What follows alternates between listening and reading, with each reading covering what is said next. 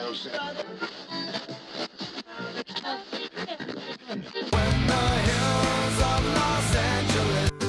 Angeles, I'm and most Hollywood nights.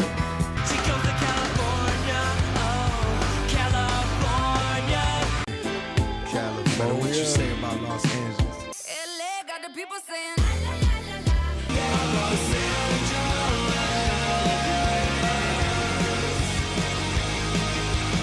You're listening to Corner of the Galaxy on cornerofthegalaxy.com.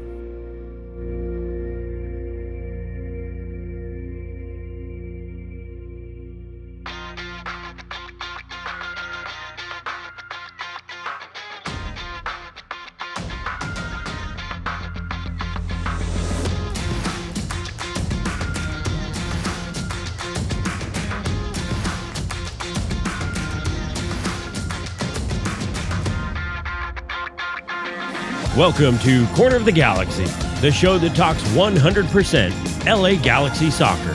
We're glad you could join us. Now it's time to sit back and relax as your hosts navigate through the twisting, turning, but never boring world of the five-time MLS Cup champion, LA Galaxy. Hello, everybody, and welcome to Corner of the Galaxy on cornerofthegalaxy.com. I'm your host, Josh Guesman, coming to you on a Thursday, March 9th. LA Galaxy getting ready to play Sporting Kansas City in Kansas City coming up on Saturday. We're going to get you ready for that game. Rain here on Friday, some rain maybe on Saturday, rain in Sporting Kansas City or in Kansas City for that game. We'll tell you about the weather that could be greeting the LA Galaxy on that fine day. We're also going to get you through some of the LA Galaxy news, Leagues Cup announced, all that fun stuff, and then, of course, everything leading up to this game. A lot to talk about, a lot to get to, maybe even some press conference stuff that we're going to talk about as well. Here to help us out, we're glad to have her back. It's been a little while. It's Sophie, the Cannon Nicolaou. Sophie, how you doing? I am doing good, reporting for duty, Mr. Guesman. Is it? Aren't the English supposed to have like the up? Isn't it upward one, right? Because that's the English. This is American. This is English, right? Are you thinking of Benny Hill? I don't. I've been look up. Maybe that's where I get all of my England history. If it's from Benny Hill, I'm sure. I'm sure that's the case. How are you doing? I am doing good, although living in California these days feels like living in London. What is going on? And you left there for a reason, right? You came here, yes. And you're like, where's the sunshine? Get that pasty skin out in the sun. That's what I try to do. Look at me. I'm white, so white. We need a little bit of that California tan, little yes. golden number. Yes. I am ready. Listen, I love the winter. I love the fall. I love the holidays. But I'm ready for a little California IA, getting back to basics. Yeah, apparently 3 more atmospheric rivers. We were joking around. They used to be called Pineapple Expresses, which sounded like fun and a little bit of a party. This in particular case, it is not. They call them the atmospheric rivers. So we're supposed to get more of that, which does sort of put in question maybe a little bit the LA Galaxy's home opener eventually. Coming up soon, right? Feeling like it's coming up. Things are going to happen. But yeah, so just keep that in mind. We're still in this it's going to rain pattern right now. Well, I saw Dallas Rains earlier. Okay, good. Very nice. I tell you what, this geezer, he would make a killing in England because you get to the BBC weather and it's like, good afternoon, everybody. There'll be some light showers up north. And as the day goes by and you go further south, rain and possibly some thunder and lightning. That was good evening, so good. everybody. How are you doing today? I mean, it's like a show for the weather. So could you just call me in the morning, like right whenever I get up? You could be my wake up call and just give me the good morning, Mr. Guesman. The weather today is going to be 68 degrees with a chance of showers. Right? That if you did that, I would be in every day. Yeah, I will be your butler for the day. What can I bring you for your breakfast? Oh man, my wife and I were just reminiscing. The last time we went to London together was for our honeymoon.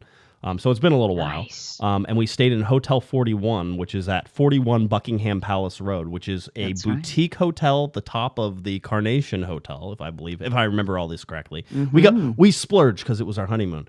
But that is the ultimate. Anytime we like the world gets too much and we're like, where could we go right now? It would be Hotel 41, because nice. You would wake up every day, you would get out of bed, you would go to the little table. You usually sat at the same table. There's not enough guests really to worry about not sitting at the same table. You could just sit at the same table. So you sat at the same table, and the waiter would come out, or the waitress. Oh, Mr. and Mrs. Guesman, it's so nice. Would you like to have the same thing that you had yesterday, or would you like to do so? You know what? Same thing as yesterday is fine. We'll bring that right out. And the same drinks as well. Yeah. Did not had it all written down. It's everything. Great, isn't it? It's the way they ask too. It's like, Mr. and Mrs. Guesman, would you like to have the same tea as you did yesterday? We can bring the same sandwiches too. I also enjoyed that in the afternoon, because we would go walk out and go sightseeing in the mornings, right? And you would go do it, and then after lunch, right around lunchtime, you come back, maybe have something to eat, take a nap, right? Get up, and then it would be champagne time.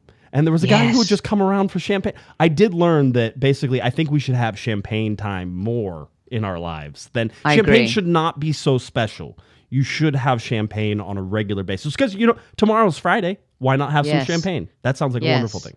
I have a T-shirt that says "Drink champagne like water," and I think that's very good advice. Good. So yes, champagne in England now, they have champagne or prosecco on tap in the pubs. Of course they do, because they're getting all hoity-toity on me. That's what's happening. Aaron gave us a $2 super chat. It's $2 for Sophie's accent fund. Just got to keep that accent up for Aaron, because the Dallas Reigns one though. I mean, you got to put that in the bin. That was absolute rubbish. I was enthralled, as I normally am. All right, LA Galaxy coming off a loss, not a good game, 3-1 loss to Dallas. I talked about it a little on Monday. Kevin was a no-show because he was on vacation, so lucky for him. I still had to do a show. Did you get what did you think overall of the LA Galaxy, both in this preseason, because we haven't talked to you a little while, and now through match day 1 for them, which is really match day 2 because they didn't get to play match day 1? I don't know what to make yet. Is that a bogus answer? Because I just don't know who they are right now. Yeah. I'm not, I feel like this team is still being molded. Like last season, the team finally started to build an identity, especially in those last 10 games. You felt like there was this coalition and there was this cohesiveness. They started playing well together for each other. It felt like a proper team. And I feel like the beginning of the season and now, preseason and now, Josh, if I'm being honest, I can't put my finger on it, but it's not there. I don't quite know who they are right now. Yeah, I don't. I mean, I still think they're missing at least 2 really good pieces that I'm expecting. I mean, and one of them is a winger. One is probably that left back that they're chasing after, and we'll talk a little bit about that as well. I don't know what the team's going to look like when those pieces fit, because they lost some pieces and they haven't necessarily, I think, replaced everybody that they want to. Lucas Caligari, he is the one that we're expecting, hopefully, to arrive by this week, next week, somewhere in there, and possibly be ready for the home opener. There is, and Greg Vanney talked about a little bit about that on Wednesday in his media availability, so he was able to talk about that. So that's a missing piece, because you lost Julian Araujo and you replaced it with Kelvin Leerdam, and no offense to Kelvin Leerdam, but Kelvin Leerdam is not Julian Araujo. And so that's a downgrade. It is. It's a downgrade. And I think everybody knew it was going to be a downgrade until they get this young kid in, 19 years old, has a lot of promise, but I don't know what to make of him in Major League Soccer. I mean, we pretend like we can watch highlights and be like, this guy is going to be good. Even coaches, scouts, everybody, we pretend that we can always nail that down. And the bottom line is you can't.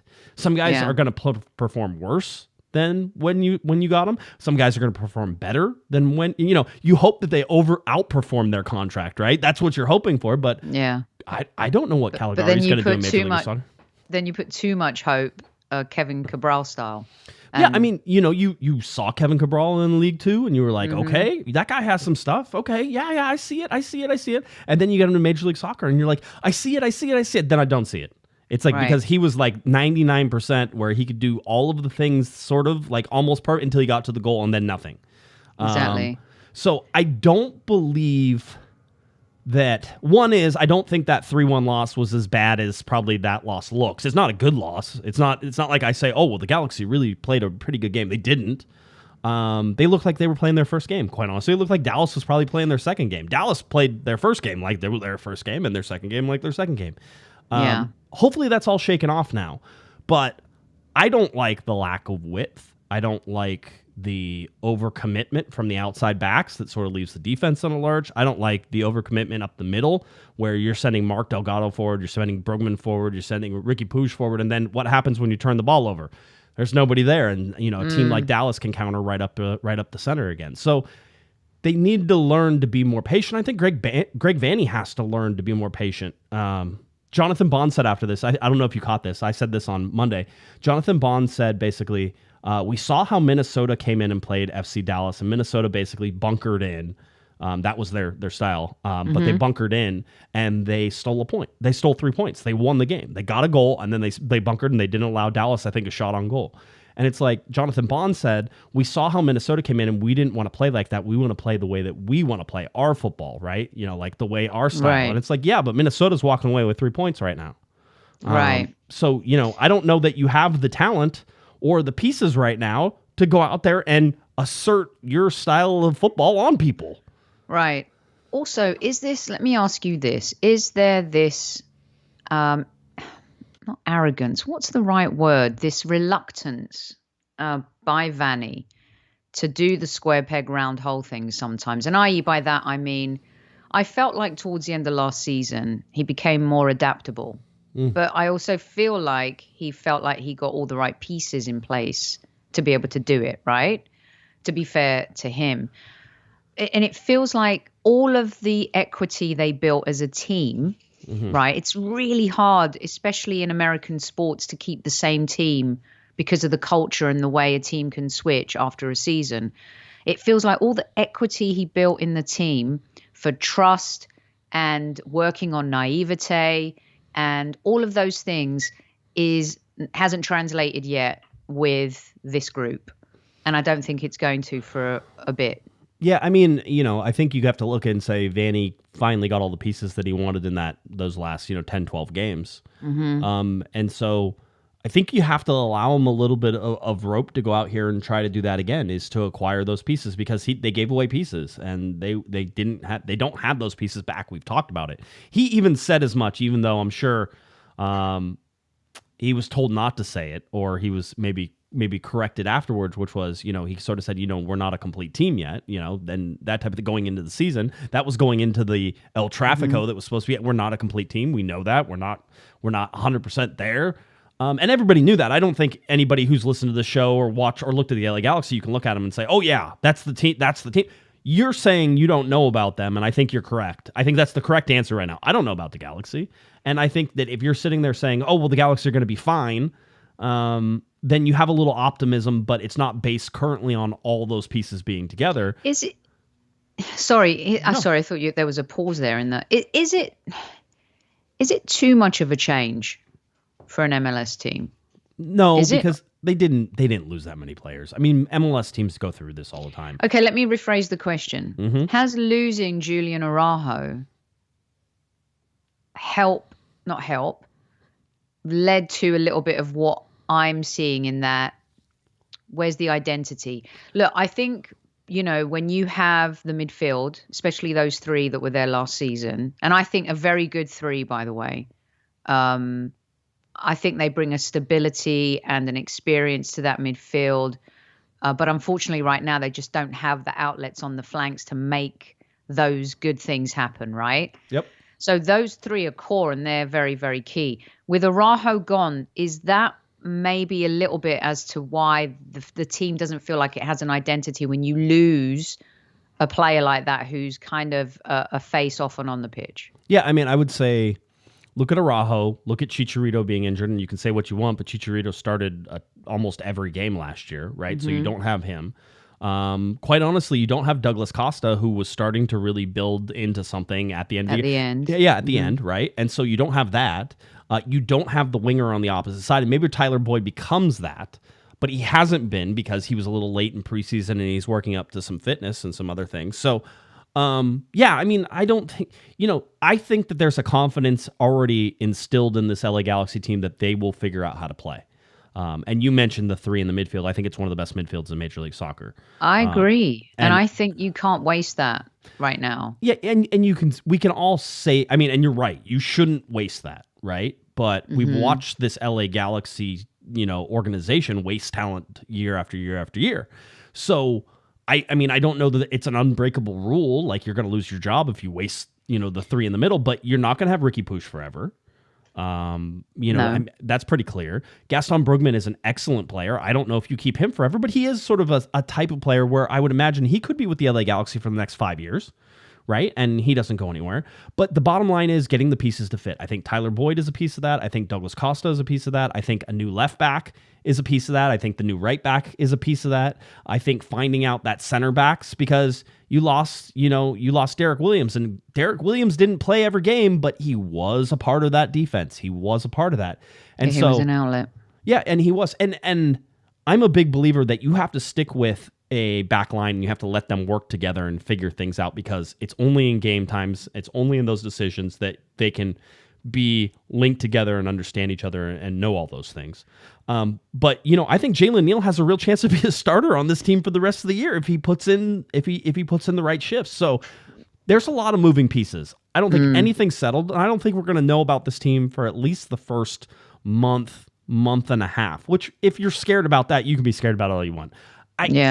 MLS regular season to me is like, I'm kind of with Greg Vanney. You kind of need to be hitting your stride down the stretch. You just can't be losing every single game. And I don't think the Galaxy are going to be in that position, but I don't necessarily think they have the horses to run with some of the teams right now. They need to change it up a little bit. They need Douglas Costa. They need Chicharito back. They need another winger. They need Tyler Boyd. They need this outside back. It's just the team that's out there right now, I don't think has the talent, and they lost that talent, and now they're trying to backfill with guys who are backups. Yeah. And that's where I'm at.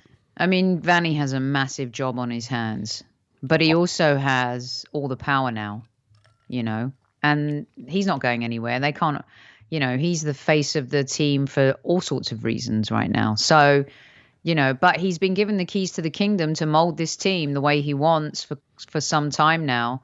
And, I just feel like the excuses have run out a little bit in that, let's see 10 games in. 10 games in is going to tell you that's a third of team. Basically a third of the season, right? But I mean, I agree. Yeah, that's going to tell you sort of where they are. And Vanney has been not so coy about the fact that they may be saving money for the summer. And yes, they can't bring in any internationals during the summer, but they can shop inside of the league during the summer. And so, I think they're cautiously sort of playing. They're saying, okay, these are the pieces that we think we need, and these are the guys, but we are going to hold something back for that summer. What's going to happen in the summer? Because we all know, Sophie, you can pretend like you know all the answers at the beginning of the year, and then it's summertime, you sit there, or at the winter transfer time for English Premier League, right, in the EPL, you sit there at winter and go, I never thought we'd need a right winger, but Douglas Costa isn't cutting it, so I need somebody who's going to fill that spot. Exactly. And so you don't, or you get an injury, a big injury somewhere, and that's where you have to plug in and fill those holes. So I think it's wise to sort of save some of that, but know that your options are going to be limited by shopping inside the league. Yeah. And again, all because of the penalties. So I am not concerned, but I don't know that I have any great outlook that I know what this team is going to be. Midfield, solid. Really like it. Strikers, I don't know. I don't know if Chicharito is going to be Chicharito. I don't know if Dejan Joveljic is going to be able to be a 90-minute player. He scored a goal, and I think if you're asking any striker to do what they're supposed to do, he scored a goal, right? Even if it was he only got one touch in the game, he scored a goal, and that should be enough to at least get a draw or something on the road. You can't allow 3 goals. So I don't know what those forwards look like. I think it's thin, quite honestly. I don't love that Joveljic is the only backup to Chicharito. I don't know if there's a solution there. That's a problem. It could be. It could be. It absolutely could be. Joveljic, very good coming off the bench. Very happy with that. We'll see what he does in Sporting Kansas City. Greg Vanney said they were talking. Well, look, he's been wanting this chance. He's been kind of calling for it. So let's see. This is your moment. Milk it. Did you see the celebration after the goal? Did you notice the Riqui thing? Yeah, Riqui went and jumped on top of Kelvin, and then Dejan was just standing there. It's very awkward. I don't know. There's and I want to be very clear, and I think over the time of reporting, you can say this well, Sophie. Sometimes there's stuff going on in the field where it's just like maybe they practiced that particular play like 17 times, and Kelvin launched it into the bushes like 17 times and just couldn't get it. And Vanney's like, run it again, run it again, run it again, right? And they just keep doing it. And Kelvin keeps launching him into the bushes, right? And then in the game, he gets it right. And that's why everybody's like, you did it! You know, and that's why Riqui could have jumped onto Kelvin Leerdam. Joveljic sort of standing off from that is interesting. Like, just, it seemed like he was very, very awkward. It was kind of like, you know, he kissed his sister in front of him and he wasn't happy about it.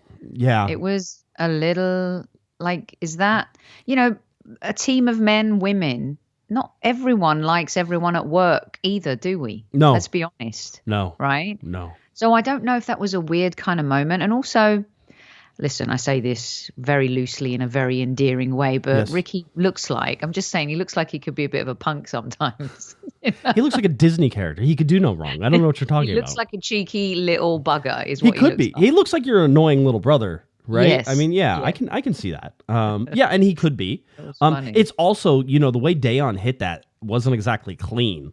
And I wonder if they thought maybe it went like directly in off of Kelvin or something like that, or I don't know. It was the way Dejan was just like, dude, I'm right here. I'm right. Standing. Have you right ever here. have you ever seen somebody wave at you and then you wave and then you realize they're waving at somebody behind you? That's what it felt like. And then like I would just turn around and walk away like Dejan did. Let's see. Alex asks, can we use $5 super chat? Says, can we use? By the way, thank you, Alex, for the super chat. Can we use intra-league transfer to bring in an international player? I mean, you could probably probably anybody who's already in the league, yes. So if it's an international player in the league, yes, you can bring them over. It would mostly just be any ITC stuff, international transfer certificate for those not paying attention. And oh, by the way, so like, yeah, I know it's ITC stuff. So the ITC is already owned by the league, so I think you could transfer inter-team. I don't think that's a problem. So no, that's the thing. I do want to tell this story at the train club. It's a bunch of old guys who are at the train club for the most part. There's some young guys It's the there best too. place. Yeah, I know you love it, and we love having you anytime you want to come over. And so we're there, and one of the guys who was sitting on the board of directors, because I'm on the board of directors, one of the guys who was on the board of directors with me watched like Monday night's podcast or something like that, and then he called me the next day and he goes, Josh, I have no idea what a young DP or a U22 is. And like he goes, I don't know what an MLS is or what a Puig is, right? And stuff. And he goes, but I found it very entertaining. I was just cracking up. I'm like, for somebody to have paid attention to probably more than half the podcast. Wow. And had all of us here, we're all diehards. We all speak a language that is totally unintelligible to anybody else, Sophie. Yes. So when we talk, you know, ITCs are more of a general soccer thing, so you could talk that. But when we talk about an intra-league transfer, I mean, most people are like, isn't that just a transfer? You can go from one team to the other. It's like not in Major League Soccer. It doesn't really happen, right? So I just thought it was funny. Used to TAM and spam and ham. Yes, I know. Right, I know. and GAM. Yes. And yep. I still mean, go with jam, by the way, because it's general Jam. allocation money. So I say jam. Jam. Everybody says I'm wrong. Had some jam on my toast today, actually. Lovely. Wonderful. I'm glad we're Yes. there. We'll eventually get to our pre-podcast talk where we're talking about our girl crushes that we had in the 80s and 90s. I really feel like that was the era that we were sort of gravitating to. Nicole Kidman in Days of Thunder, that was where my reference was. So and Batman with Michael Keaton, which of course is not a good Batman, but she was very good in it. I enjoyed it. Yeah. So that was the puberty. He went copy. there already, people. I'm just telling you. Help You got me all excited before the podcast. I was all flustered. Yeah. So So does not disappoint. never does. So anyway, I don't know that we know what this team is going to be, and I think a little patience is fine. I think they deserve patience. They understand it's 34 games. They understand that there's could play as many as 50 games. We're going to talk about Leagues Cup coming up as well. So there's all this stuff. I think the Galaxy have plenty of time to put things together, but if you're asking me what I see right now, I don't love it. No. But I expect change, and we talked about 10 it. games, Josh. 10 games. Okay, so 10 nine games, and more then to go. We can get critical. Yeah, 9 more to go. More. I mean, last year it took us basically 24 games. 22. Yeah, 22, 24 games to figure out whether or not the Galaxy, who they were. But okay, so is this the team? Like, I don't know yet. Not yet. Sorry about the noise there. I bumped my mic. It's fine. Is this going to be the kind of team, we don't know yet, I guess, Josh, that just need to get to the playoffs again. Just get in the playoffs and you can go up against anybody in the playoffs. We don't know that yet. Can I tell you something that may seem weird? And I was almost right last year, so I feel fine throwing this out here again. I said that I thought the Galaxy were a top 3 team in the Western Conference last year, and they finished 4th. And I certainly I said that at the beginning of the season, not knowing all the ups and downs that were going to happen that eventually led to a team that was actually good. So I got a little lucky. I'll say that. I will say this. I expect that the Galaxy are a top 4 team in Major League Soccer again. I don't think they've, with the pieces we're expecting to come in, I don't think they will have gotten appreciably worse. And I think they could possibly be better in some ways too. So who do you think is unequivocally better than LA Galaxy in the division right now? I mean, LAFC. How many teams? LAFC is probably better. I think Seattle's probably better, although I love to give them no credit whatsoever. But we'll say Seattle for now. I think that Austin is not going to be as good as they were last year. Even though I think that they're trying to build on things, I think it just, some of these things are a run of luck. Who else do I think is better than the LA Galaxy right now? Let's bring up the standings so I can sort of look through. I don't think Dallas is going to be. I don't think Minnesota is going to be. I don't think San Jose is going to be. I don't think Portland. Portland could be a good team this year. Let's watch them. They're going to be good. I love the standings so far. It's like after 2 games, it means absolutely nothing. But we can, the Galaxy are in 13th place in the Western Conference, but with 1 win, you can basically be above the line for the playoffs and all that fun stuff. I was at that Portland game. They were good. Thought they were a bit unlucky, to be honest. Right. So I think Portland could be one of those teams. I think Seattle could be one of those teams. I think LAFC is one of those teams. I think the Galaxy are probably right in there with Galaxy, Dallas, Austin. I don't know about RSL yet. And I don't know about Kansas City yet either. I mean, there's a lot of unknowns, but it's just in general, I think the Galaxy are sort of going to be in that 4 spot. Now, whether they're there the whole year, whether they end up there, I don't know. And I can absolutely see, here's the whole thing is, I think this year the Galaxy are better just because they get Riqui Puig and Gaston Brugman for an entire season. For the whole season. Yeah, I mean, that's an upgrade. You didn't have them for 22 games, It's like... Yeah, I also think that maybe some of the teams that were better last season aren't necessarily better this season. I think they were better. I think there was better. I don't know, better quality, but it just seemed like it was a lot tougher maybe to say, okay, who are going to be the playoff teams? Yeah, and I will say that also the summer transfer window is so important to teams that make moves.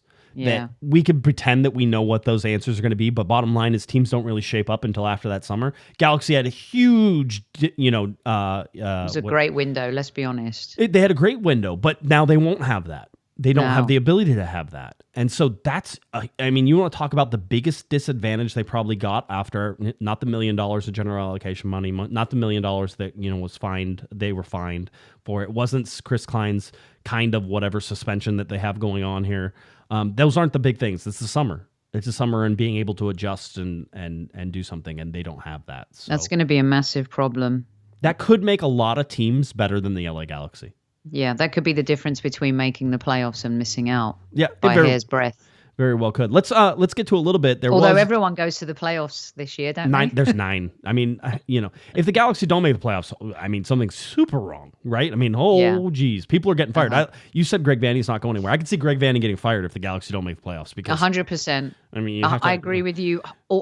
I wouldn't. I'm not even going to dispute that. There are 9. There are 9 teams that make it from the Western. There are 9 teams. There are 18 teams that make it to the playoffs. At least you can get that playing game.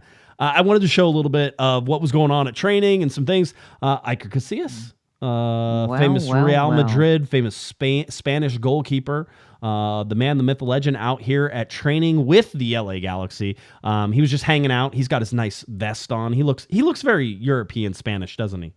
Like he sort of has that look, right? Or does he look German in that? Both of them, or yeah, with the lifesaver that he's wearing. Yeah, he does look a bit German. Yeah, there's no doubt. Is that a Back to the Future joke, right? Isn't that where he's wearing his vest? Yeah. Yep. Yeah. So there was that with Riqui A Puig. legend. He was out there. And then, of course, with Chicharito and Iker Casillas as well. So just something kind of cool that was going on. And listen, I Yeah. mean, we can say what Old we want. teammates. We can say what we want, though, Soph. I mean, these guys, they know each other. I mean, you know, Ricky's sort of like, hey, we come from the same place. You know, we're kind of cool together. That type of thing. The other cool thing was, of course, that Chicha played with him, right? They were teammates. Were they? You know, Oh, they Casillas and Chicharito were teammates at Real Madrid. Unless I'm totally got my years wrong. I'm pretty sure. I mean, he was there forever, so I would imagine that they probably... Casillas has been there for his whole career, yeah. Wow, Yeah. look at this. Yeah, there we go. Somebody actually said the line, "Get a load of his life preserver. Dork thinks he's gonna drown." There it is. Okay, good. Great movie. Great. I love Back to the Future. I love that whole thing. And then the other Spanish legend in town with Pau Gasol, who was getting his number retired at, is it still Crypto.com or have they gone bankrupt yet? But anyway, they were down at the Staples Center, Crypto.com Center, wherever they were. And so you got Riqui Puig with the LA Galaxy LA kit, and it looks like it was signed by the team, and it says Gasol on the back with 16, and Pau was getting his number retired up there. And you got Riqui, who's like 5 feet tall, and then you got Pau Gasol, who's like a bazillion feet tall. Sophie, can you relate to Riqui being that short? I can. I have a picture with Carmelo Anthony and also Per Mertesacker, who played for Arsenal, who is called the BFG, and I won't translate. But yeah, Right. it's I can relate. And I ran into Gasol in the elevator going down into the press room at StubHub. Uh-huh. Whoa, StubHub. Old school StubHub. All right. StubHub Center. Very nice fellow. He looks very lean there, doesn't he? Looks like very GQ, does Gasol. Hello. Whenever I was a youngin', just in like elementary school, probably like 6th grade or something like that. Maybe it was, it was probably 6th grade, 5th, 6th grade. There was a tennis tournament around my parts, and somebody invited me to go be a ball boy at the tennis. Yeah, exactly. At the tennis tournament. And it was a celebrity tennis tournament. And I remember there were a bunch of basketball players who were there. There were also a bunch of celebrities. I had no idea who they were because they were on Days of Our Lives. And they weren't Little Kid Nicole Knows That. Kidman. Yeah, they weren't Nicole Kidman. I would have known. I don't think I'd had that awakening yet, quite honestly. I was probably still a little bit too young. Just a little bit. But I remember going, and there were some basketball players there, and Clyde Drexler was there, and I remember I was like scared of these guys, giant, huge human beings. Hey, Clyde, how tall are you? As my friend says, as I'm like petrified, and Clyde's like, big guy comes down and gets close to us. He goes, "Tall enough, youngins, tall enough," right? And it was great. So I just remember just the towering over me. These basketball players are so much taller. But yeah, so I thought that was cool that they were sort of, in some way I say that the Galaxy sort of horned their way into Pau Gasol's like big day, but it's Riqui Puig and it's Pau Gasol, and I'm going to allow it. All right. So I'm going to say, hey, he was happy to do it. He looked fine. He doesn't look shocked at all in that picture. No. That he was asked. He's like, what am I supposed to do? Am I supposed to stand here with this shirt and hold it and that type of thing? So anyway. Riqui looks like the fan, and he doesn't even look like a footballer, does he? He just looks like this 12-year-old kid that's, on a school trip, and he's got to meet Gasol. What was the Robbie Keane one? Whenever Robbie Keane was called a fan, remember they took a picture of him at a Lakers game, and they're like Giovanni Dos Santos and a fan, and it was Robbie Keane. Wasn't that it? Was that the one, or was it? So. I think it was. That's what it looks like. There is Pau Gasol and a fan hold up a shirt. Whole it's deal. Just too funny. Let's talk a little bit about Leagues Cup, because we got announcements on that. We understand when the LA Galaxy will play their first 2 games, right? And we expect that they will advance past this and go into the big giant bracket that is out there. But the LA Galaxy, both games at Dignity Health Sports Park. So the LA Galaxy get an advantage here, Sophie. They're going to play Lyon and Whitecaps, Vancouver Whitecaps. They're going to play them on July 25th and July 29th, just after my birthday. No coincidence, I'm sure. That they are going to be playing these 2 games at Dignity Health Sports Park. Galaxy get 2 home games, the 2 group games that they play. And the scores and the winners of this and the top 2, so you just have to not be the bottom one, all right? There's 3 teams in each group. Don't be that bottom person, and then you will advance to the next bracket. But the LA Galaxy get Lyon on July 25th, and then on July 29th, they will get Vancouver Whitecaps. So a big advantage for the LA Galaxy. I really do think that they're going to... Somebody asked, by the way, Sophie, they said, You know, is it mandated by MLS that they play their starting lineups, like their best lineups? And the answer is no, right? They can do whatever they want, but there's no other games going on at this point.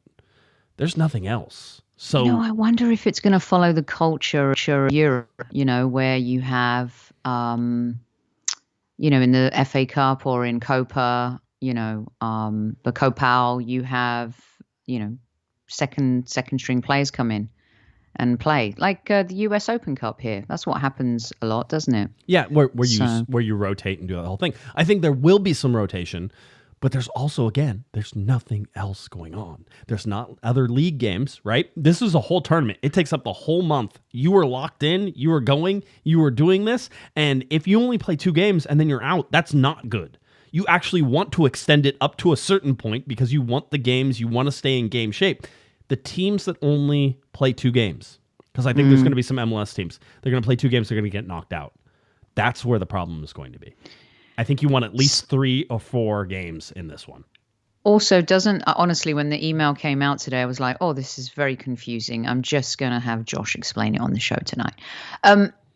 Is it though? Oh gosh, buggery. That thought totally went out. I was about to ask you a question. The prize is getting into the Champions League. Is it not? There is a CCL spot available for it. So yes, there is. How big a prize do you think is that for LA Galaxy? I mean, when you're looking at LAFC playing in Champions League, I mean, surely they want to get into that competition, no? They want to go back, yeah. I think they do. We always talk about US Open Cup being one of the easiest way to get into Champions League. It's not, because you actually have to win a whole bunch of single elimination games. It's not actually easy. But it's not overly difficult. And I guess if you're saying it's easier than some of the other things, I can understand that. I don't think this is an easy way to get into the CCL, to have to play all these really good MLS teams, really good Liga MX teams, try to do that and then advance to it. Whoever wins it is going to be a good team. So I like that. I like that. I like the competition. I don't love that they're pausing the season. I don't love that this is in the middle of the season and all this stuff is happening, but I'll say this. If you're going to do it, then I'm all in for this. I'm expecting A+ team lineups. There's no reason not to. So will they pause the season for Gold Cup and Copa America as well? I think that there is Gold Cup, some pause. There are some international breaks for Gold Cup. I don't know about Copa America. You know how it is. MLS sort of picks and chooses which international breaks they actually want to abide by. I mean, if you're a high-flying team in the league, and I get it for World Cup and major tournaments, but of course this is just another way to make money off fans. The same thing is happening in Europe with the Super League and all these bits and bobs that are going on behind the scenes. To stop the league for 1 month, who stops their business for a month unless it's a World Cup or a Gold Cup or Copa? I mean, in defense, they are stopping it for probably what will be one of the most watched tournaments in all of North America. I mean, I think the TV numbers are going to be through the roof on this because there's going to be a lot of interest, I think, from Mexico. I think there's going to be a lot of interest from North America and in general in terms of United States, Canada, Mexico. I think there's going to be this real focus on this. Well, because they're putting marketing dollars behind it, aren't they? They don't put as much marketing dollars for the CONCACAF for the Champions League. Yeah. I mean, they still have Champions League buried on FS2 and, all that stuff. Leagues Cup is going to be on Apple TV. So you'll be able to absolutely see it. It'll be interesting to see what happens. Yeah. By the way, John says, $5 super chat says, remember that epic jacket that Riqui Puig was pictured in at the Laker game? I don't remember everybody. I think that was the one. Any word on that being sold? Retro colors, modern crest, no Herbalife logo equals perfection. Yeah. I mean, I know a lot of people were clamoring for it. Usually that does draw the attention of certain people. So we'll see if something like that ends up popping up. I have not seen that it is available, and I'm pretty sure the Discord would have launched that by now. Even with the boycott going on, there is a lot of, here's this, even though you're not going to buy it because the boycott is going on. Here's the stuff that it is here. I always wonder how many people are like clicking on stuff back behind. They're like, yeah, boycott, and then they go and buy stuff. I mean, hey, I'm not judging. That's not my point here. The real interesting thing is going to be that home opener coming up at Dignity Health Sports Park. That's where we're going to see how the boycott is felt. I don't think we've really had an event that has been centered around that yet.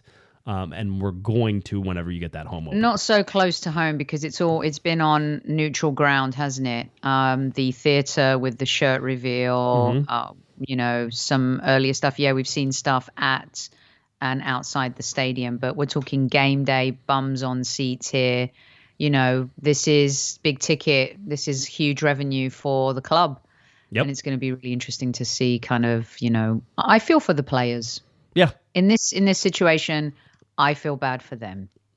They're in a lose-lose situation no matter what they say about it. If they say that it affects them, then it's like they're blaming the fans for stuff. And if they say it doesn't affect them, then they're lying. Then they're saying that the fans don't matter. It's lose-lose, and there's not going to be any winners for that. So again, we'll see if sort of how that plays out. But that game against Vancouver Whitecaps, which will be the first home game for the LA Galaxy, that is the one. People are circulating around a YMCA. It looks like they're doing a buy one get one free YMCA. They're trying to get people to this game. They're trying to sell out this game. Apparently, the game at Sporting Kansas City is now standing room only tickets. So that's expected to be sold out, even though the weather looks a little bit unfriendly. Dodgy, as we say. Dodgy. Oh, of course. Let's get a little bit rumors here, and then maybe we'll go to some Greg Vanney. We talked about Julian Aude from Lanús down in Argentina. We've talked about sort of whether or not this is the guy the Galaxy are going after. All the signs still point to that. Apparently, he did not travel to our Cordoba for their latest game, so it seems like he's sort of done traveling, and as long as this deal goes through, that he will then come to the LA Galaxy. This is a loan with an option to buy. The latest figures I heard is the Galaxy possibly looking to buy 70 to 75%, Sophie, of the player, and that's what they're looking at right now. So 70 to 75% of the player. There will be a sort of sell-on fee, or at least Lanús could retain a percentage should the LA Galaxy buy him and then sell him somewhere else. That seems to be the case. I know nothing about this player. I'm not going to pretend to know much about him. But is everyone excited? Is he, I'm a bit behind on this one. Is he something of a prospect that many are, have been scouting and looking at? You know how you can sometimes gauge it? The Lanús fans are sort of like, oh, I can't believe he's going. Like, that's too bad. We wanted to keep him. But they're also like, but good luck for him because he's going to be a good player. Like, that's sort of the thing. It's a young kid. He's 19, right? So right. You're getting a U22 player. Same thing with Lucas Caligari. I think he's 19 as well. So 19. You could have two 19-year-olds starting, and then Jalen Neal is what, 20? Is he 20? I think he's 20. Yeah. I don't think he's 19. Hey, if you're good enough, you're old enough in my estimation. So you could have a back line that is literally 19, 20, 19, and then Martin Caceres, who's like 36. So, old enough to be their dad. That's right. Absolutely. There's going to be some DNA tests going on later. But no, I mean, that's what you could be setting yourself up for. And if you're the LA Galaxy, that could actually be futuring the team as well, right? You're sort of like when these guys hit 2021, that's when things really start to come together and start to fly for these kids. So, well, that's tough for if you get into a playoff situation, Josh. That's a young back line right there.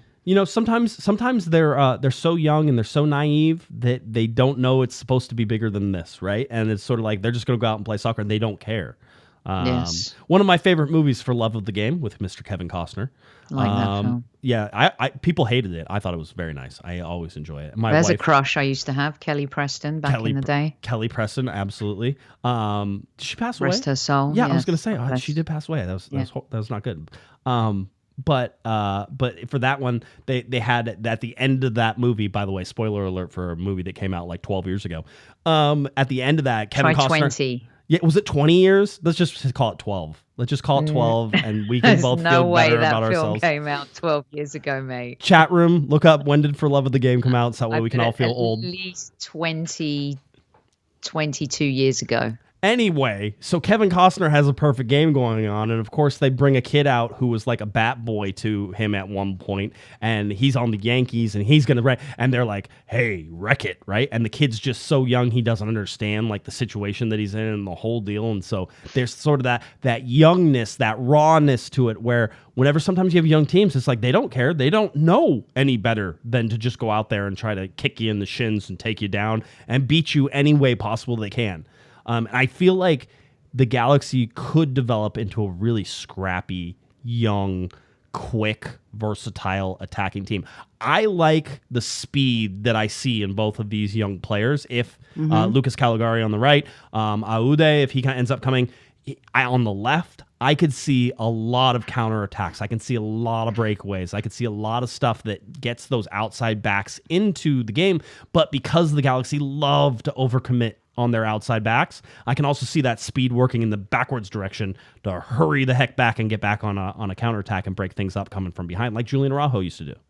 So, listen, you just sold me, and I'm already mid-season, and I'm watching this in my head all unfold and happen. The chat room just told me when that movie came out, and was I right? Good Lord, Sophie, we are old. I know that. It was the same year that I graduated high school. 1999, Sophie. 99. It wasn't even in the 2000s. Wow. 1999.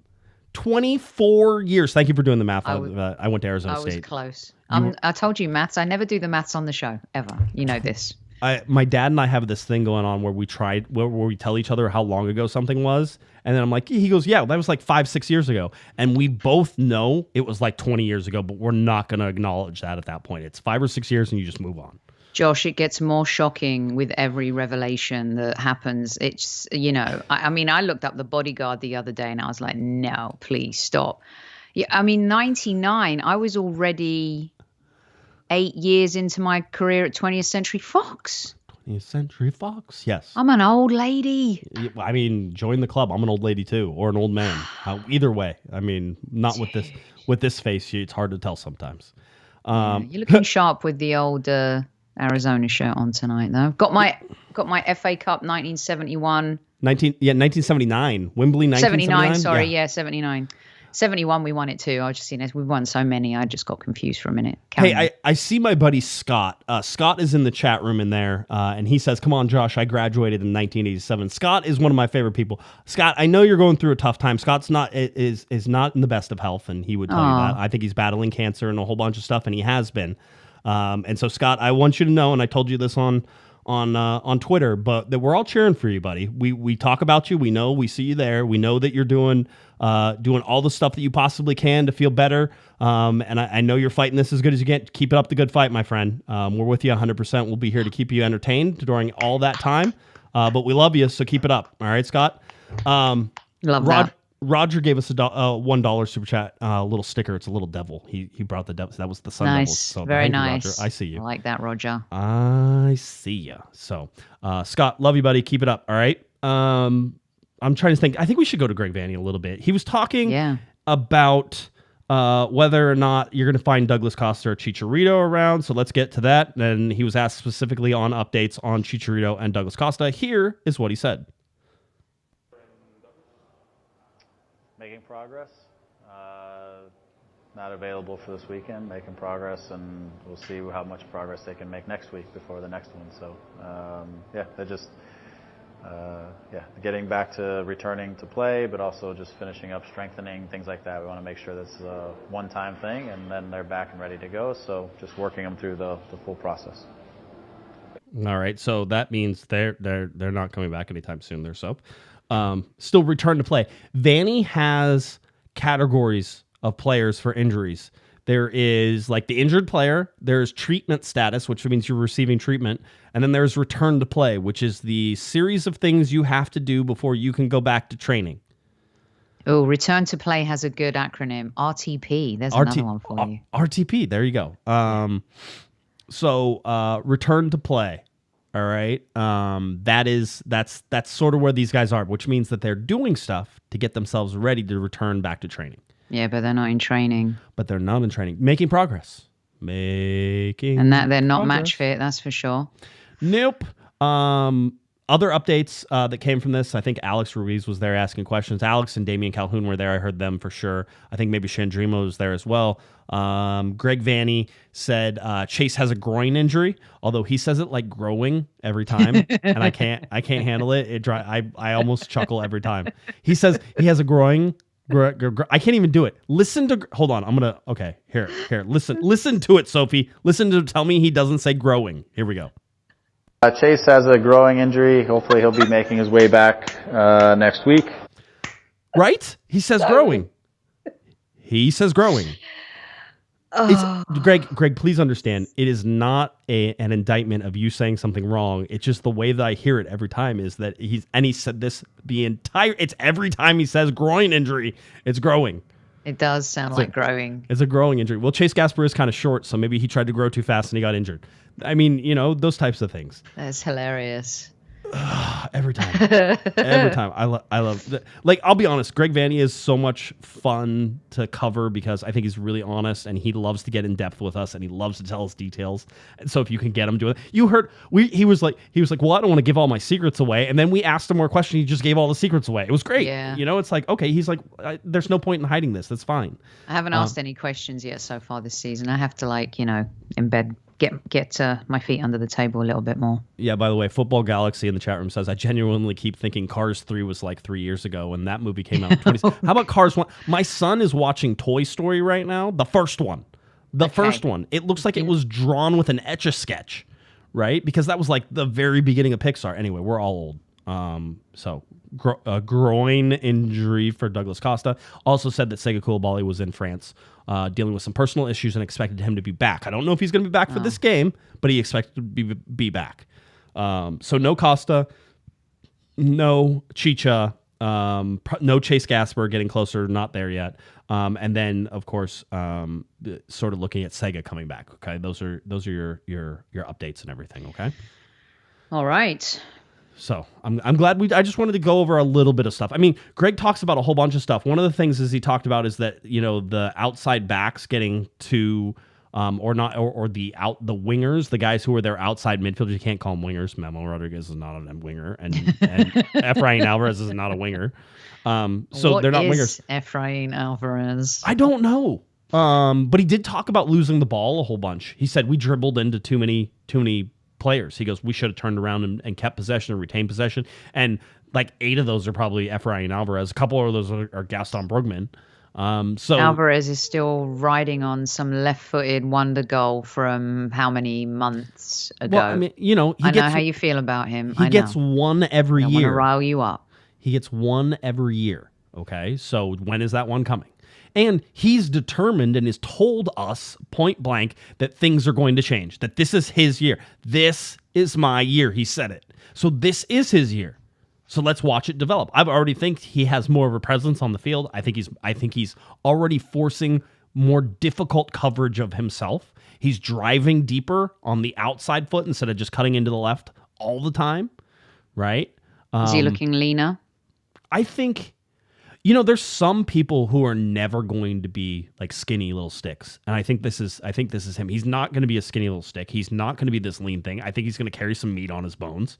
And I don't think that's going to hurt him unless he can't be in the physical condition. I think he's going to be fine to carry a little extra LBs on his frame because I think he's a tiny little kid. And whenever he gets knocked around, it's okay. I agree with that. No? How old is he? 20? Is he only 20 still? 20. It feels like he's been around for so Watch, he's long. probably 22 at this point. I mean, I'm not trying to be, like sometimes you think, okay, 20. 20. Wow, movies have been a bit of a theme. Right. I've used this one before, maybe, but like you see Nightmare on Elm Street 1, 2. I mean, you do really need to see 3, 4, 5? No. The Alvarez movie is the same every season. Yes, 100%. Yes, But maybe is this the year where he cracks the code? Bursts out of the, Can we just McDonald's? He was rumored to be going to somewhere in Hungary. In Turkey, Hungary. God, that joke writes itself. He was rumored to go somewhere in Turkey, and we had fans looking to see where the closest McDonald's is, like to the stadium. That is too much, and it's not okay. All right, so keep it. Yeah, keep it above you don't board. want to be cruel and stuff like that. I mean, some fat. Taking the. I get it. Here we're going to give a yellow card to the fat jokes. Okay, or none of those kinds of jokes. But I don't think he's ever going to be this slight slender, super like in shape, buff guy. There were plenty of really good footballers, and maybe that time has gone, but there were plenty of really good footballers who carried a couple extra LBs. Yeah. And played fine. Spare tires. Yeah. Yeah. Well, I mean, for me, it's like, Well, he's young though. I'm growing yet. The growing. Oh, sorry. I just realized. I can't anymore. Thing. If Greg says it one more time and I'm supposed to keep a straight face, I'm losing it. Okay, I'm just telling everybody right now. There's a growing injury. Give myself a yellow card. That's right. Successful. You're not allowed to say growing for the rest of the show. Successful dribbles per 90. This is really after one game, but Riqui Puig has 5. He helps lead MLS in that category. And accurate passes per 90. Gaston Bergman with 80%.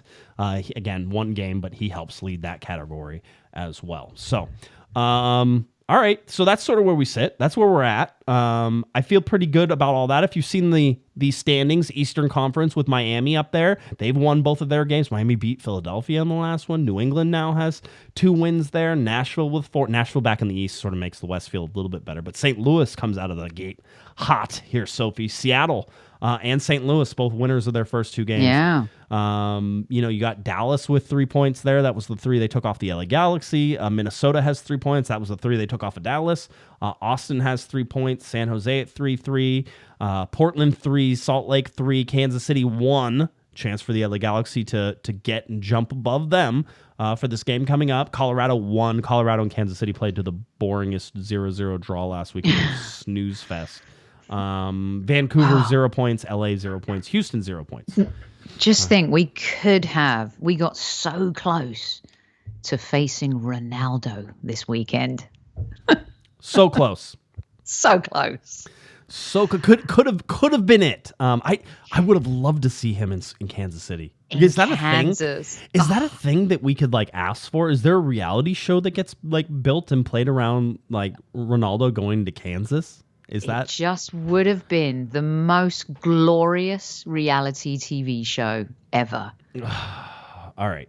What a missed opportunity. What exactly? 100%. Supporter Shield standings right now: Seattle, Miami, New England, St. Louis, all with those 6 points. So that's what we're watching as we continue on here. Now, LA Galaxy getting ready to face Sporting Kansas City. It's game at Children's Mercy Park in Kansas City, Kansas. Not Kansas City, Missouri, just in case you were asking. So Children's Mercy Park, March 11th, game 5:30 p.m. This game can be found on MLS Season Pass, like so many others. We'll tell you whenever it's for free. I don't believe this one is one of the free games coming up this weekend. So that's what you have to look forward to. A little weather update for anybody traveling, anybody going to these games. Saturday during the day, rain likely, high of 43 degrees Fahrenheit, winds east-southeast at 10 to 20 miles per hour. Chance of rain, 90%, rainfall near 1/4 of an inch. Saturday night as that goes, temperature dropping down to 31 degrees, Sophie. Water does freeze at 32, just in case everybody was wondering. I actually knew that. I knew that too. Showers in the evening with some clearing overnight. Low 31 degrees, winds north at 5 to 10 miles an hour, chance of rain 40%. So basically chance of rain going to 90 to 40, the winds about 5 to 10, 10 to 20, somewhere in there at the beginning, and tapering off as it gets a little bit later. So don't expect it to be 31 at kickoff. I do expect that it's probably going to be 40, 38, 39, somewhere in there at kickoff. So it's going to be chilly. It's going to be damp. Could be raining. So having said all that, that's what the LA Galaxy sort of have to put themselves up against. I did just mention... You spoil this lot. You spoil them. Spoil them rotten, mister. Give them all that weather info that they've been needing to have about what the weather's going to be in Kansas City. I mean, that's one of my favorite parts about this. I'm going to say this. I'm going to say that Kansas City is another team that doesn't really know who they are yet. You can sort of see that in how they play. They played a very... I would say hitch and go sort of stuttery game against Colorado. Colorado actually scored a goal in that game, but it got waved off. So that goal didn't count. It was a 0-0 game, but they went out there and they basically said, this is our game plan. We're not going to let Colorado beat us. And they didn't. And I think that if you're looking at Greg Vanney, I don't think Greg Vanney has ever taken points, all 3 points from Peter Vermes, like especially in Kansas City. So hold on. Yeah. Well, the last win against Sporting Yes. Kansas City was 2019. I did not even look it up. How about that? I cannot tell you that. It's been a while. It feels like it's been a while. Vanney wasn't here in 2019. Yeah, exactly. I think that's a Vanney. Wow. That's a Vanney thing. That's a Vanney thing. Maybe I'm wrong. I don't. Him and Peter have not. He has not beaten Peter a whole bunch in this particular. And listen, you want to talk about somebody who has who does it all. Peter Vermes is one of those guys who does it all. Vanney right now doing it all, right? And so I'm actually pulling up the head-to-head as we're going. Yeah, but the pressure in Kansas is nowhere near the same pressure as in LA. There's just no way. It's just not the same. I don't compare the two. August 15th at home, the LA Galaxy beat Sporting Kansas City 7-2. What year? September 15th, 2019. You were right.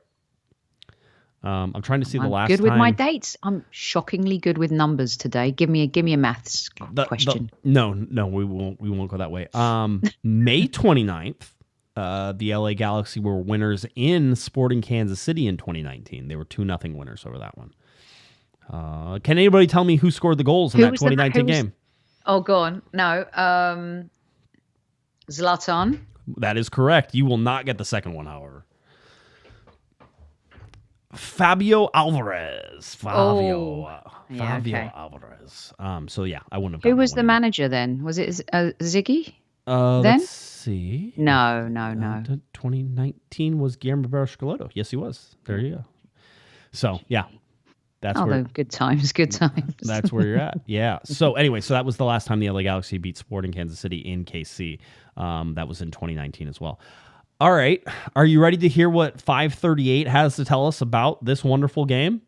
If you were going to guess what 538 was going to say, who's going to be favored to win, Kansas City or the LA Galaxy?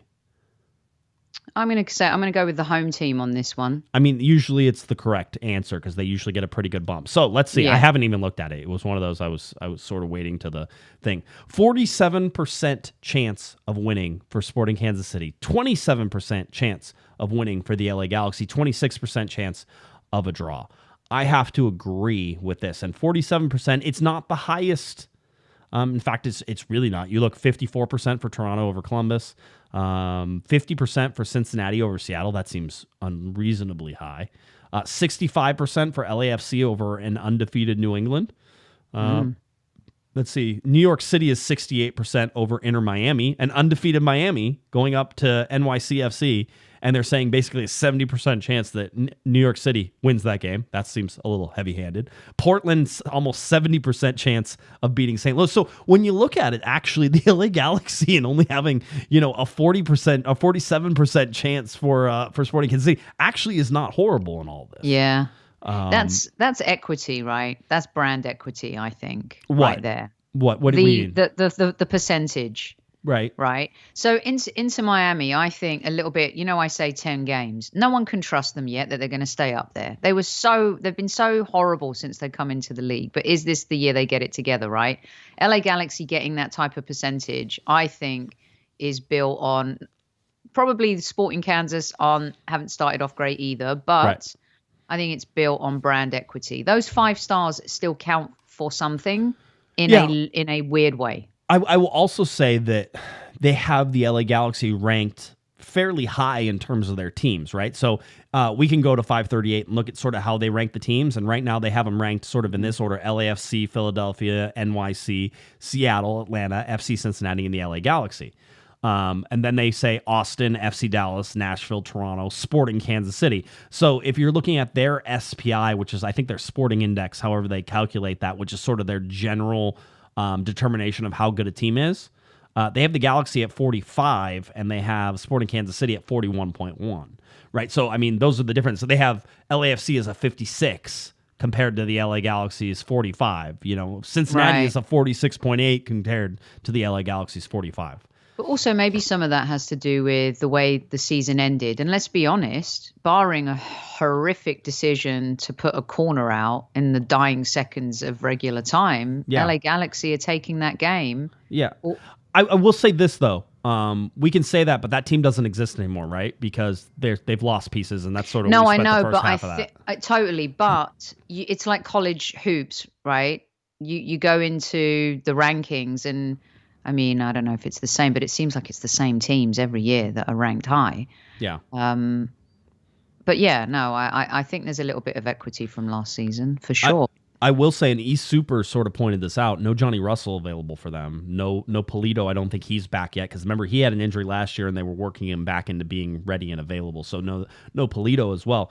Looking at those two things, that's a plus for the LA Galaxy. One, Johnny Russell loves to kick goals in on the LA Galaxy, so like not having him there is a big plus. Wow, Zusi's still going too. That's incredible. He's been in the league how long now? 10 years, maybe? 10 years? I don't know. I don't know. Maybe around the time Love of the Game came out in 1999. Oh, it's a cracker. We're going to have to go soon because we're both old and we go to bed early. You know, I need a nap. We have to hit the Old Town Buffet before we take our nap and then, wake up for a little bit and then go to sleep. So, yeah. Way late for the early bird dinner, that's for sure. But don't you love a good buffet? Like, isn't there something about a good buffet? Or is that a very American thing and you're like, the English don't dig the buffets? I think we Brits can be a bit snooty about the buffet. Okay? Personally, I love a good buffet. I like to eat a little bit of everything. I think that's from the Greek meze, right? Okay. You do the little dips at the beginning, right. then you do the cheeses, and then the meat, and then the fish. So for me, a buffet, man, yeah, you start off. It's phases. It's phase eating dinner.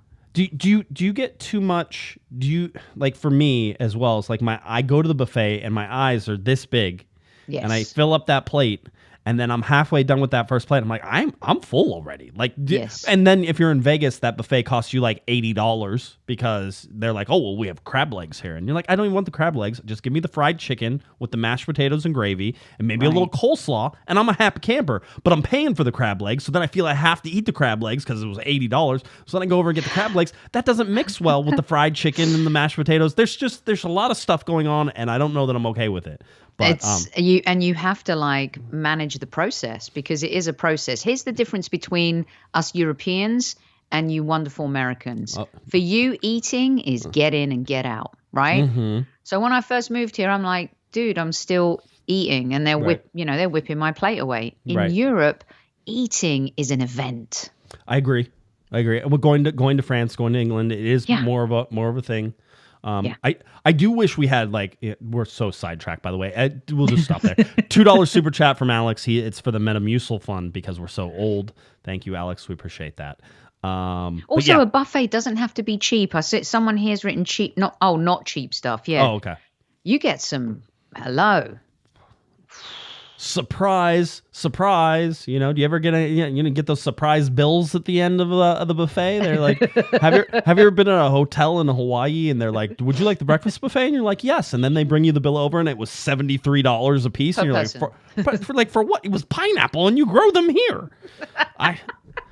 Anyway, Herb, Big Daddy Herb is in the chat room as well. We always appreciate $27.93 super chat. Herb always has a reason. I don't understand all of them. Hey Josh, shout out to the soccer diva herself.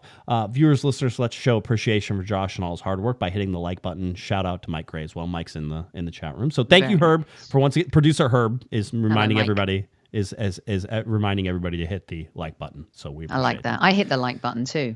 I do. I like myself. Just don't hit it twice. No, because then no, it doesn't work. You can hit 3 times though. I mean, we are full of great tips this evening. Odd numbers are fine. Even numbers not good. Okay. Not good. 100 times not good. 101 times perfect. Correct. Okay. Good. Yes. So now we get into our favorite part, Sophie. And I should mention this is an important part. The LA Galaxy debuting the LA kit in Kansas City for this game. So this is it. This is your chance. The new kit is going to be worn. The new kit that's over my shoulder, right over there. You can move my big head. There you go. I have one too. Yep, you got a nice one as well. Let's just say LA Galaxy were far more generous than the current MLS Cup champions when it came to the media at the beginning of the season. They don't need you, Sophie. They don't. That's right. They don't. So that kid is debuting, but now we have to get to our prediction part because we like to do predictions, and I like predictions that are wrong. I had a draw last week. I technically got the number of goals correctly. What was your draw? Did you call a 2-2? I called a 2-2, and it was 3-1. I feel like that's cutting hairs, really. Desmond. It's our splitting hairs. Cutting hairs. I need a haircut, that too. So what are we thinking? You look glowy today. I thought you looked really well. That colour's really good for you. I'm going to say 2-1. I'm going to start off positive. My first prediction of the season, Galaxians, I am going for a 2-1. And I think Riqui will score a goal. Uh-huh. Anybody you know else? What? So, an own I'm goal? going to put my money on Alvarez scoring just because. Just because of all the McDonald's jokes. That's why. Yeah. By the way, kid. $10 super chat from Patrick says COG is holding this club together, not getting paid enough. I would love to. Shirts still for sale if you want to go on there. You can check out those shirts, all that fun stuff. I will also say 2-1. I like your optimism, but I'm going the other way. They lose. I'm not there yet. They haven't made me feel warm and fuzzy. They haven't given me all the reasons for why they should. I would love to see a reaction. I don't think we will. Just because I don't think they have the pieces yet. You're trying to put together a 1,000-piece puzzle and you only have 750 pieces. All right. So there's going to be some holes in that puzzle. You're going to not be able to see the picture very well. You're going to get an idea of what it is if you stand real far back and squint at the TV. That's your best goal of watching the LA Galaxy, in my opinion, this particular weekend. I would say on the call, Mr. Kobe Jones will be on the call on your Apple TV, which is great. Oh, we love and Kobe. Adrian Healy, who is one of my favorite people. I've met him, I think, twice, was always super nice to me. I'm standing next to this like legend of broadcasting, and he just thinks I'm one of the guys. No problem. Let me talk to you. Let me chat. I had a chat. Taylor Tolman introduced me. I had a chat with TT and Adrian, and he was the nicest man in the world, and I just love him to death. So I'm excited. Adrian Healy and Kobe Jones. I like it. I like it. Yeah, very nice. Adrian's a lovely, lovely man. Yeah, he's a very sweet fella. He seems and he's a very good commentator. I like his commentary. And Kobe's going to be solid on the color roll too. He's always got the little facts he throws in, always does a thing, and he's doing an LA Galaxy. I don't know what else you want. So coming up, that game, I will give it to you one more time for those not paying attention. The first 3 times I told you about it. Sporting Kansas City, LA Galaxy, coming up on March 11th, 5:30 p.m. is your kickoff. It's probably about 5:36, 5:37. We've been noticing that's when Apple TV kicks. So about 6 minutes after that official time. So 5:37 right in there, 5:30 p.m. Children's Mercy Park, Kobe Jones, Adrian Healy on the call. Horrible name for a stadium. Children's Mercy Park. Well, it is like not a charity, but I think like a hospital, right? Like there's a yes, I know. It just sounds odd. Listen, there's a lot of things that sound odd whenever it comes to stadiums. Dignity, health, sports, park. It doesn't. Exactly I know. I called off it the tongue. StubHub today. Where did that come from? Hasn't been StubHub in how long? It will be. It's been a while. You could have called it the Home Depot Center. That's always a solid whenever you go back that far. All right, I think that's what we have. We will be back on Monday, of course, to talk about the game. Hopefully, Kevin Baxter will decide. Maybe Baxter will show up. Maybe, you never know. I love it. The guy literally doesn't miss shows. Whenever he was in Russia doing the World Cup, he would take the Russians patted him down because he carried a microphone with him.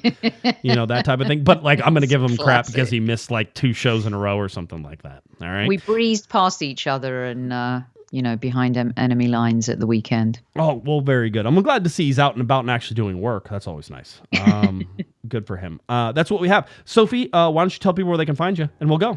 At Highbury Squad, check us out. If you love a little European world football, and if you're bored out your minds, give it a go. And at Soccer Diva on the old Twitter sphere, give us a follow. Good luck this weekend, LA Galaxy fans. Good to be back. Here's to a phenomenal season.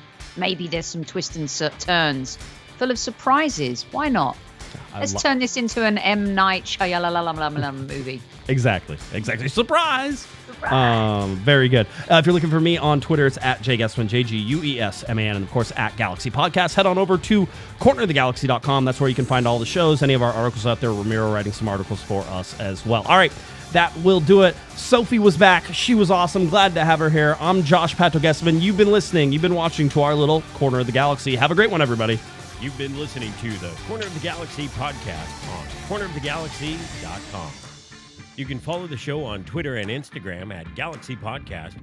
And be sure to check out and subscribe to iTunes, Stitcher, and Facebook by searching for Corner of the Galaxy. Fans, we thank you for listening, and we ask that you be kind and courteous to your neighbors as you leave the podcast. We thank you for joining us and look forward to seeing you again. Until then, I'm Michael Araujo, and on behalf of the entire Corner of the Galaxy crew, goodbye, everybody.